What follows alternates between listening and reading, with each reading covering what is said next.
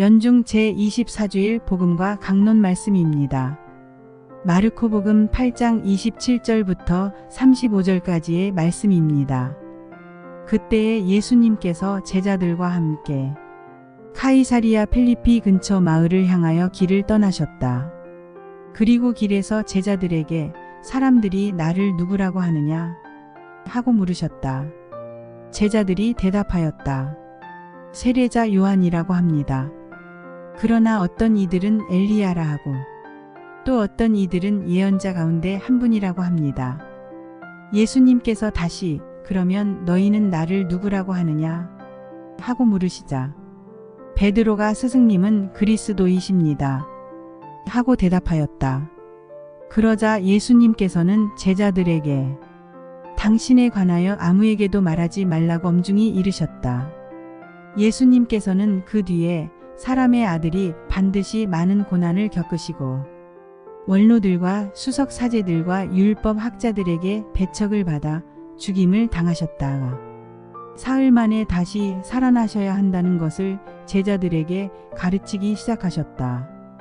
예수님께서는 이 말씀을 명백히 하셨다. 그러자 베드로가 예수님을 꼭 붙들고 반박하기 시작하였다.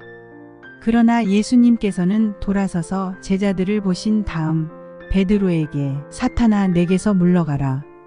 너는 하느님의 일은 생각하지 않고 사람의 일만 생각하는구나 하며 꾸짖으셨다. 예수님께서 제자들과 함께 군중을 가까이 부르시고 그들에게 말씀하셨다. 누구든지 내 뒤를 따르려면 자신을 버리고 제 십자가를 지고 나를 따라야 한다. 정녕 자기 목숨을 구하려는 사람은 목숨을 잃을 것이고 나와 복음 때문에 목숨을 잃는 사람은 목숨을 구할 것이다. 주님의 말씀입니다.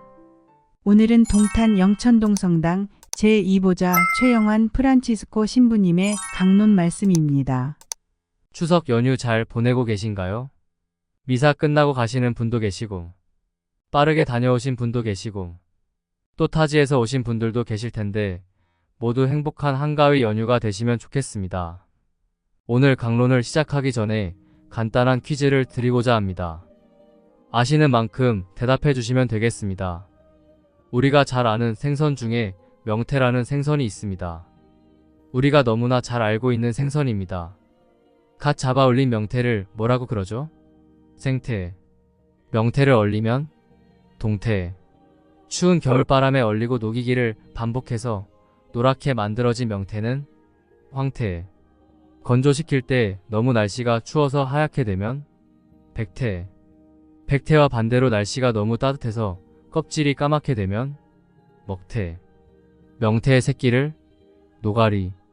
그리고 반만 건조한 명태를 코다리라고 하고 완전히 말린 명태를 북어라고 하고 소금에 절여 말린 명태는 제일 어려운 문제인데 짝태라고 합니다. 강론에 앞서 명태 이름에 대해서 설명드린 이유는 오늘 복음에서 예수님께서도 명태처럼 다양한 이름으로 불리셨기 때문입니다. 예수님께서 제자들에게 사람들이 나를 누구라고 하느냐 하고 물으셨다. 제자들이 대답하였다. 세례자 요한이라고 합니다. 그러나 어떤 이들은 엘리야라고 하고 또 어떤 이들은 예언자 가운데 한 분이라고 합니다. 예수님께서 다시 그러면 너희는 나를 누구라고 하느냐 하고 물으시자 베드로가 스승님은 그리스도이십니다 하고 대답하였다. 사람들이 예수님을 이렇게 다양한 이름으로 부르는 이유는 그들이 만난 예수님이 세례자 요한 같았고 엘리야 같았고 예언자 가운데 한 분 같았기 때문입니다. 사람들은 예수님을 단편적으로 아니면 아직 잘 몰랐기 때문에 그들이 알았던 사람들 중 한 사람으로 알고 이야기합니다. 그런데 베드로 사도는 예수님을 그리스도라고 고백합니다. 베드로 사도가 예수님을 그리스도라고 고백할 수 있었던 이유는 베드로 사도가 예수님과 함께하는 동안 느낀 예수님의 모습이 그리스도와 같았기 때문입니다. 그럼 예수님은 우리에게 아니 나에게 누구이십니까? 내가 나의 삶 안에서 체험한 예수님은 어떤 분이십니까? 예수님을 온전히 알기 위해서는 예수님과 함께 살아야 합니다. 그리고 그 방법을 오늘 예수님께서 말씀해 주십니다. 누구든지 내 뒤를 따르려면 자신을 버리고 제 십자가를 지고 나를 따라야 한다. 십자가라는 한 단어가 우리를 얼어붙게 합니다. 예수님의 뒤를 따르려는 나의 마음을 어지럽혀 놓습니다. 제자들의 마음도, 베드로 사도의 마음도 우리와 같았나 봅니다. 예수님께서 죽임을 당하셨다가 사흘 만에 다시 살아나셔야 한다는 예수님의 말씀에 베드로 사도가 반박합니다. 예수님께서는 반박하는 베드로 사도를 꾸짖으십니다. 당신께서 이렇게 고난받으시고 돌아가시는 이유는 바로 우리를 위해서이기 때문입니다. 우리를 너무나 사랑하시는 나머지 당신의 죽음으로 우리를 구원하시기 위해서이기 때문입니다.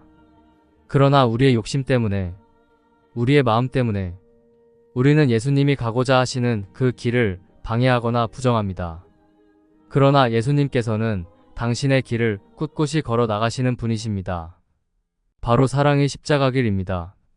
예수님께서도 분명 고난을 당하셔야 한다는 사실이 두려우셨을 것입니다. 그러나 그 고통이 우리를 위한 고통임을 알기에 너무나도 기쁘게, 너무나도 행복하게 당신의 십자가 길을 걸어가셨습니다. 고통과 시련이 우리를 두렵게 만들지만 우리는 굳세게 나의 십자가를 지고 살아가야 하겠습니다. 지금 이제 우리는 십자가 앞에 섰습니다. 저기 저 십자가에 달리신 예수님께서 나에게 물어보십니다. 너희는 나를 누구라고 하느냐?